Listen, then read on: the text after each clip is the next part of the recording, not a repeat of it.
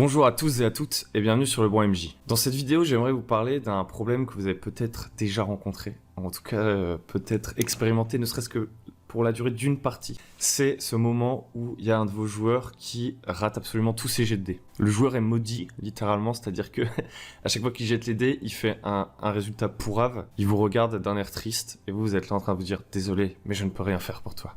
Et vous le savez, j'ai déjà fait une vidéo sur les lancers de dés, et moi j'aime beaucoup les lancers de dés, j'aime beaucoup le hasard. Et les lancers de dés, une des raisons pour laquelle c'est intéressant, c'est que ça crée de la tension, ça peut créer de la frustration aussi, mais ça fait partie d'une sorte de cycle bénéfique, c'est-à-dire que des fois vous allez réussir, des fois vous allez rater, et c'est ça qui fait que vous vous amusez. En tout cas, c'est mon avis. Et en fait, le problème sous-jacent à ça, c'est si vous avez beaucoup de chance ou pas du tout de chance. Parce que si vous avez beaucoup de chance ou plutôt que votre système de lancer de dés permet des réussites quasiment tout le temps. Je sais pas si vous jetez les dés et que vous avez tout le temps 80-90% de chances de réussite.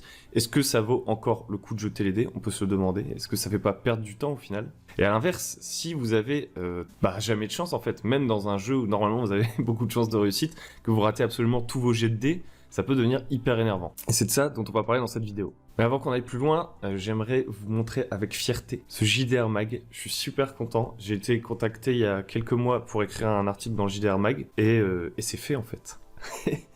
Donc si ça vous intéresse, j'ai écrit un article qui s'intitule « Jouer plus souvent, une question de temps ?» point d'interrogation. Et voilà, avec des conseils pour jouer plus souvent avec vos amis. En fait, le but, c'est pas de faire des circonvolutions sur l'écoulement du temps, etc. Ni de vous dire, pour jouer plus souvent, aller sur Internet, trouver tout le temps des nouveaux groupes et tout. C'est une solution, mais moi, ce que je voulais essayer de faire dans cet article, c'est comment vous faites pour que vos amis, qui sont pas forcément des super fans de jeux de rôle comme vous, ils aient envie de revenir régulièrement jouer, etc. Et comment vous faites pour initier des gens qui n'y connaissent rien, même si j'aime pas trop le terme initier. Donc voilà, en vrai, je suis super fier d'avoir pu écrire cet article. Donc si ça vous intéresse, allez le lire. Il y a plein d'autres trucs dans ce JDR Mag.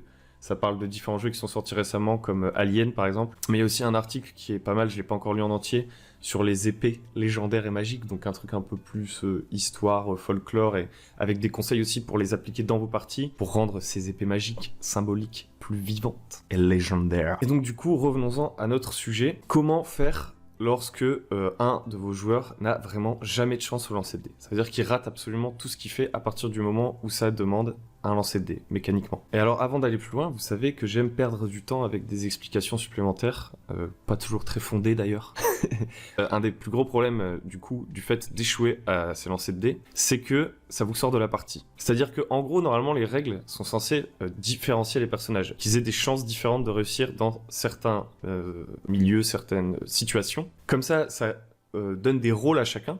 Et ça permet que chacun puisse briller à des moments différents. Parce que si vous aviez pas de règles du tout, par exemple, et que chacun disait juste que faisait son personnage, ce serait seulement l'intention du joueur qui déterminerait ce que serait son personnage. Ce qui est pas forcément une mauvaise chose. Mais du coup, ça ferait des personnages peut-être un peu moins solides, un peu moins réalistes. Même si je suis pas un grand simulationniste, je pense que les règles qui vont détailler les personnages, ça permet justement de les rendre uniques, bien que la simple narration puisse les rendre uniques. Oula, je suis en train de me perdre. Quand vous créez votre personnage, du coup, vous allez choisir ses caractéristiques, ses compétences, ses machins et tout. Et vous allez leur attribuer des valeurs pour qu'il y ait des forces et des faiblesses, parce que vous voulez jouer un personnage comme ça, un peu avec ce genre de forces et faiblesses. Et le problème, c'est que quand vous avez vraiment pas de chance au dé, vous sortez de votre personnage parce que, en fait, il n'est plus capable de faire ce que vous l'espériez capable de faire, et donc vous n'avez plus l'impression d'incarner ce personnage. Je prends un exemple. Moi, si je fais cette vidéo, c'est parce que j'ai un joueur qui a très très peu de chance au dé. À chaque fois qu'on joue avec lui, il rate énormément de ses actions. C'est aussi un joueur qui est très frustré par le fait de rater ses actions, et ça peut du coup rendre ces échecs justement plus marquants. C'est-à-dire que si un de vos joueurs il prend à la rigolade le fait que son personnage il se plante et tout,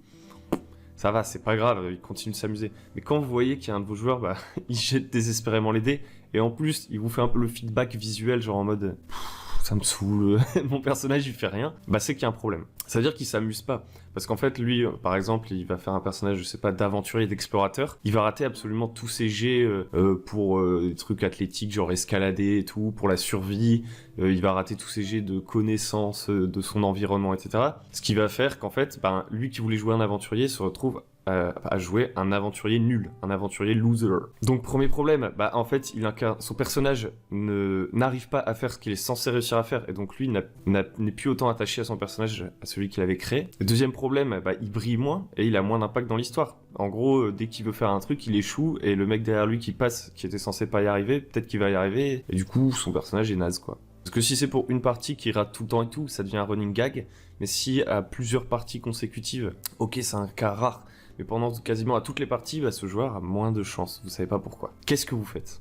Alors, la pire chose que vous puissiez faire, à mon avis, c'est de tricher. C'est-à-dire qu'à chaque fois que votre joueur rate des jets de dés, vous lui dites non, bah pour cette fois-ci c'est bon, ça passe. Moi j'aime pas trop ça. Je trouve que tricher, ça enlève de la saveur du jeu, ça enlève du sentiment de réussite. Ça donne l'impression qu'en fait la réussite des joueurs ne dépend plus d'eux, mais de vous en tant que maître de jeu. Alors vous allez me dire, quand je lance un dé, la réussite ne dépend ni de moi ni du maître du jeu, elle dépend du dé.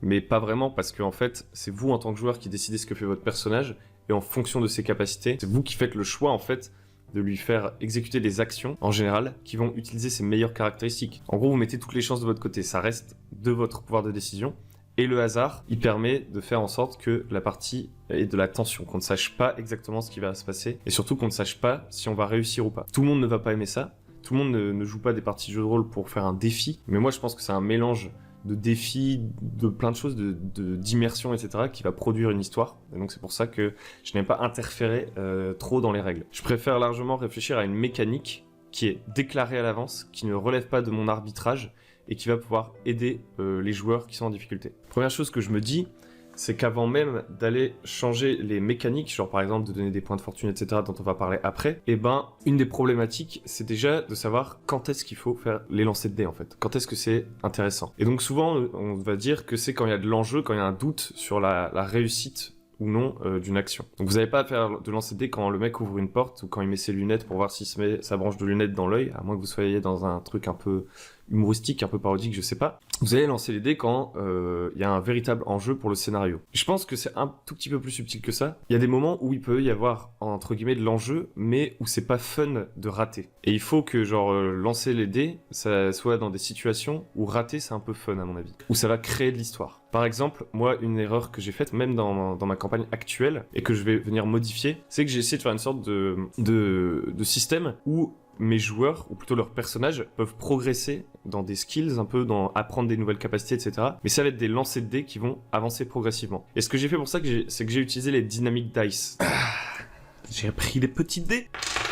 Dynamic Dice. Donc les Dynamic Dice, pour faire très simple, bah, c'est par exemple, vous allez dire, ok, mon épée, elle a une solidité de D12, et à chaque fois que j'utilise mon épée, je vais jeter le D12, et si je fais 1, la solidité de mon épée va rétrograder d'un dé. Et maintenant, mon épée, elle aura une solidité d'un des 10, suite à quoi elle aura une solidité d'un des 8, d'un des 6 et d'un des 4. À chaque fois que je fais 1, ça rétrograde, mon épée est de moins en moins efficace, et le jour où j'ai un des 4, bah, j'ai une chance sur 4 que mon épée se casse finalement, et que je n'ai plus d'épée. Donc c'est une mécanique qui est intéressante. Par exemple, si vous voulez faire un jeu d'attrition où les ressources, par exemple les rations des joueurs s'épuisent de jour en jour, dans ma campagne actuelle, j'ai mis une mécanique de Dynamic Dice pour l'apprentissage de certaines compétences. C'est-à-dire que par exemple, la magicienne du groupe, elle va avoir un sort, et en fait elle doit l'étudier parce que c'est low fantasy, il faut le lire avec des loops, des runes anciennes. Et elle va passer plein de temps à apprendre un sort, de jour en jour, vu qu'on joue jour par jour, parce que c'est un jeu d'exploration un peu à l'ancienne que j'essaie de faire. Et en fait, on s'est rendu compte que c'est pas très amusant, qu'elle commence à D12 pour apprendre son sort, elle doit faire 1 pour passer à D10, etc., etc. Donc c'est hyper long, c'est beaucoup de jets de dés qui ne font pas avancer l'histoire, qui sont frustrants, et qui ne font que retarder l'acquisition d'un sort, qui lui, dans la partie, serait peut-être beaucoup plus intéressant. Et là, ça fait 3 parties, qu'elle étudie le sort, et elle a toujours pas appris le sort. Et donc le problème ici, c'est que même s'il y a un enjeu, en fonction de... Le plus tôt elle connaîtra le sort, plus tôt elle sera puissante, et plus tôt ça va lui ouvrir des possibilités. Donc il y a une sorte d'enjeu, l'entraînement et tout, c'est stylé. Dans Rocky, vous aimez bien voir Rocky qui tape un peu la viande et tout, quoi. Mais en soi, l'entraînement, c'est pas intéressant, à moins qu'il y ait un scénario autour de ça. Et donc ces jets de dés, finalement, ils sont pas fun, parce qu'en gros, mes joueurs, ils aimeraient bien progresser plus vite pour avoir des nouveaux trucs, quoi. Et donc du coup il y a deux solutions, c'est soit vous allez faire tout simplement des ellipses, ou alors tout simplement augmenter les chances de réussite. Bref, j'ai fait une grosse partie là-dessus, mais c'était pour vous montrer à quel point jeter les dés, à la fois c'est fun, et à la fois ça peut être frustrant, et surtout ne servir à rien. Donc la première chose à faire, c'est d'éliminer les jets de dés qui servent à rien. C'est-à-dire que quand vous avez un personnage qui est très compétent dans quelque chose, qui a pas de pression, qui est genre, je sais pas, c'est un voleur, il peut crocheter un coffre, franchement, s'il y a aucun ennemi qui peut le repérer, qu'il n'y a pas d'urgence, etc., dites juste qu'il ouvre le coffre et basta en fait, parce qu'en termes d'histoire c'est beaucoup plus intéressant. Maintenant, qu'est-ce qui se passe si vous faites des bons choix finalement pour jeter les dés, mais quittez pour nous juger, pour dire si on fait des bons ou des mauvais choix. Vous le sentirez, vous verrez bien comment ça marche autour de votre table. Et maintenant que vous jetez les dés que à des moments critiques, des moments intéressants, on va instaurer des mécaniques intéressantes pour compenser la malchance. Et j'ai 3 mécaniques à vous proposer. Première mécanique, j'en ai déjà parlé, c'est les jetons. Utilisez des jetons ou n'importe quoi d'autre, des tokens, des machins, vous leur donnez le nom que vous voulez. Donnez une ressource qui permet de contrecarrer la malchance. Alors il y a plusieurs manières d'utiliser les jetons. Par exemple, si vous utilisez des jetons que les joueurs vont pouvoir dépenser pour relancer des dés, vous augmentez leur chance. Vous ne compensez pas totalement les échecs. Ça peut être une possibilité, mais ça ne vous garantit rien. Moi, par exemple, dans ma dernière partie, à la fin, j'ai cru qu'un de mes joueurs allait mourir parce que sur un coup d'épée un peu critique, il était encerclé et tout, il arrêtait pas d'utiliser ses jetons et il ratait quand même à chaque fois. Même si ça augmentait ses chances de réussite, la malchance le poursuivait à un tel point que ses jetons s'étaient révélés inefficaces en fait. Un autre moyen d'utiliser les jetons, c'est de carrément dire que le jeton, ça peut être une réussite garantie. Mais dans ce cas-là, faites attention, posez des limites, c'est-à-dire que genre, on le sait très bien, on jette pas les dés pour tout n'importe quoi. Si dans votre univers c'est pas possible de sauter jusqu'à la lune, votre joueur il peut pas dire ok j'utilise un jeton et je saute jusqu'à la lune. Tu vas faire quoi maintenant, maître du jeu? Non, ça fonctionne pas. Donc moi les jetons je les utilise pour augmenter les chances, donc c'est-à-dire relancer des jets de dés effectivement, ou alors je les utilise pour tout simplement récupérer d'une blessure, ne perdre moins de PV, ce genre de choses. Finalement pour éviter la mort, qui peut être un truc très frustrant, surtout si c'est un gros coup de malchance. L'avantage des jetons, ça permet de rehausser le danger aussi. Si dans vos parties, vous avez peur que vos joueurs y meurent, et d'ailleurs ce qui peut conduire à de la triche, etc., en général vous allez leur faire des difficultés édulcorées, toujours des trucs à leur niveau qui vont pouvoir réussir, etc. Et moi j'essaye de passer au-delà de ça, de mettre du danger, du vrai danger pour qu'ils se creusent les méninges et qu'ils aient un sentiment d'accomplissement. Mais le risque, c'est que comme derrière je triche pas ni rien, ils peuvent mourir. Et du coup, les jetons, ça va vous permettre comme ça de compenser ces grands dangers, parce que même s'ils font une erreur, ou que vous-même, en tant que maître de jeu, vous n'avez pas réussi à leur montrer que la situation était dangereuse, qu'ils l'ont prise à la légère, et du coup, dans ces cas-là, en général, c'est de votre faute, et que du coup, ils se font éclataxe la tronche, et les jetons, ça va permettre d'empêcher ça. Et d'ailleurs, je pense même que vous devez rehausser le danger, parce que, justement, les jetons, sinon, ils vont pas s'en servir, ils vont pas en voir l'intérêt, et à chaque fois, à la fin de la partie, ils vont faire « Ah, c'est marrant, j'avais oublié que j'avais des jetons de chance, etc. » Non, vous devez leur mettre des défis tellement élevés qu'ils vont se dire « Qu'est-ce qu'on peut faire là ?» Et que vous allez leur dire « N'oublie pas, tu as des jetons. » Et là, il va faire « Ah yes, j'ai des jetons. » Et hop, il va les utiliser. Et là, ça devient intéressant. Donc c'est vraiment bien pour compenser les grosses malchances ponctuelles. Mais si un de vos joueurs, un soir, il a vraiment pas de chance, il fait beaucoup de jets de dés ratés et tout, alors qu'il prend les bonnes décisions et tout, et donc il est vraiment puni par le hasard à 100%, ça ne peut pas forcément compenser ça. Donc pour ça, je vous propose une autre mécanique, c'est d'utiliser un dé dynamique. C'est une idée qui vient de ICRPG. Donc je vous ai déjà parlé des dés dynamiques juste avant. Donc ICRPG, c'est un jeu de rôle que j'adore, que j'ai découvert il y a pas très longtemps, qui est créé par Warhammer sur sa chaîne YouTube américaine. Et en gros, c'est pour du système des 20 dans cet exemple. Chaque fois que votre joueur va échouer, vous allez augmenter ses chances de réussite. Et dès qu'il va réussir, vous allez les ramener à la normale. Donc imaginons je fais un échec, on est dans du système des 20. Après cet échec, le maître de jeu me donne un D6 et me dit le D6 est sur 1. Maintenant j'ai plus 1 à mon prochain jet de dé. Je rééchoue, je tourne mon dé. Oh, et maintenant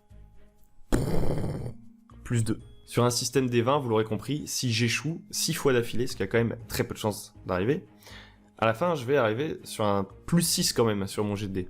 Plus 6 c'est énorme. Pour un personnage de niveau 1 dans DD5, il y a quasiment personne qui jette des dés à plus 6 au niveau 1. Parce que, tout simplement, plus 6 ça se traduit par un plus 30% de chance entre guillemets, vu que les incréments d'un des 20, de 1 à 20, ça fait à chaque fois 5%. Et du coup, ce qui est bien avec cette méthode, c'est qu'elle permet de compenser une malchance sur toute la durée d'une partie, et de permettre une action d'éclat en retour derrière un enchaînement d'échecs. Je pense que c'est vraiment pas mal, et puis ça peut avoir un effet shonen. Genre, vous êtes là, vous commencez un combat, le mec il vous met une première patate, vous faites « Je t'avais sous-estimé, désormais j'ai plus 1, fais attention !» Vous continuez de vous battre, à la fin, imaginons que vous faites rétamer, bon, vous serez peut-être mort avant, mais vous avez plus 6, vous êtes genre à terre là, vous voyez vos ancêtres, votre mentor qui vous fait « Relève-toi, tu peux le faire !» Ils avons confiance en toi. Et tu te relèves, tu fais « Oh, puissance débridée !» Tu lui mets une énorme patate et t'as gagné. Et t'es content, tu vois, ton personnage, malgré le fait qu'il ait eu des échecs, derrière, il a un truc stylé qui lui arrive. Donc à vous de voir. Troisième truc qui est pas mal, je trouve, c'est dans Dungeon World. À chaque fois que vous échouez, vous gagnez de l'expérience. Ce qui fait que d'une partie sur l'autre, ça va pas compenser le fait que vous échouiez tout de suite. Mais d'une partie sur l'autre, le personnage, plus il échoue, plus il devient fort. Donc entre guillemets, il apprend de ses erreurs et tout. Ça marche plutôt bien, même en termes d'histoire. Et surtout, ça lui donne une récompense, une réelle récompense. Il a un truc en plus parce qu'il échoue. Parce que le joueur qui réussit ses actions, sa récompense, c'est qu'il a un bel impact sur l'histoire, qu'il voit les actions qu'il voulait faire se concrétiser en fait. Alors que celui qui échoue en général, bah, genre il regarde les autres faire avancer l'histoire et lui c'est celui sur lequel on va faire des petites blagues, des trucs comme ça, on va rebondir. À la limite peut-être qu'il va complexifier la situation, que ça va faire avancer l'histoire, mais c'est pas sa décision à lui vraiment qui a eu un impact, dans le sens où il a pas réussi à accomplir ce qu'il voulait faire tout simplement. Je me perds. Et donc du coup là vous lui donnez une petite récompense. Il a un truc en plus. C'est-à-dire que soit il réussit, soit il fait avancer l'histoire, soit il échoue, soit il a quand même une récompense et il est content. Et c'est moins frustrant parce qu'il sait que la prochaine fois son personnage sera plus fort et aura peut-être plus de chances de réussite. C'est plus difficile à appliquer dans tous les jeux, je pense que ça demande plus à réfléchir aux règles, que forcément ça change le système de progression. Mais je trouve que c'est assez stylé, c'est assez raffiné. Donc voilà, j'espère que ces 3 mécaniques pour vous inspirer si vous avez un joueur qui a très peu de chance. Clairement, si on devait résumer, moi je pense, ne trichez pas avec les dés. Ne demandez pas des jets de dés pour tout et n'importe quoi.